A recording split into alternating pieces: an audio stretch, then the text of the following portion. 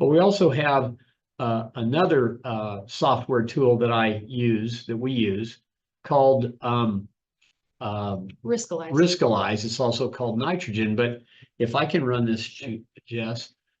So we just have this pretend person up here, Robert retiree. And we're just pretending, and we set up a portfolio with Robert, and it's his IRA. And the only thing in his IRA is one investment, the S&P 500 ETF. But like we can plug all kinds of investments for somebody in.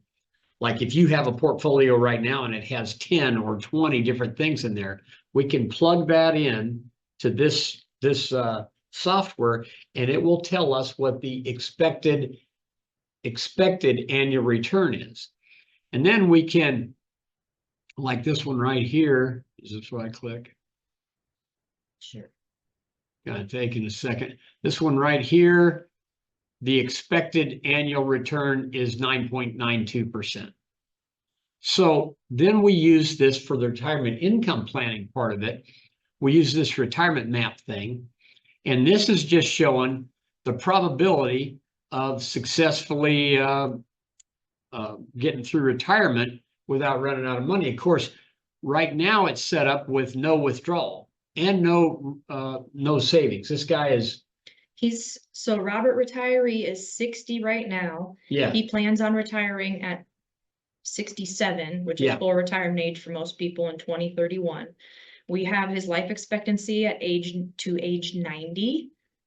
And we set their inflation rate at 3% for a long-term inflation rate. Of course, we all know that inflation is much, much higher than that right now.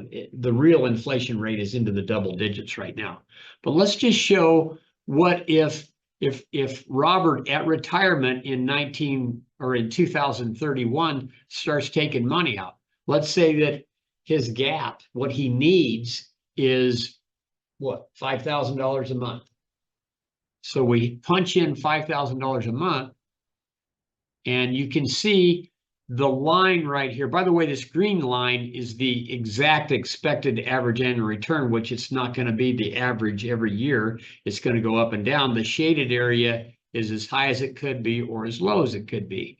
So here there's only a 91% probability that he makes it to 90 without running out of money. If he needs more, let's say he really needs $6,000.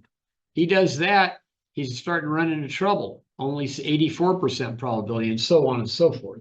And so we can help him figure this out, how much he can safely take out, potentially maybe by changing the investment mix so that he gets a better average annual return than 9.94%, or potentially by increasing his savings a little bit from 0 up to whatever, $1,000 or $500 a month, whatever he can squeeze out. So anyway, that's the kind of stuff that we do to help people figure all this stuff out in the office. And it's also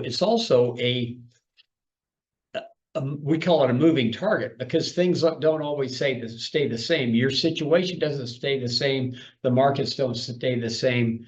Maybe you get an inheritance that offsets some of this retirement income need, et cetera, et cetera.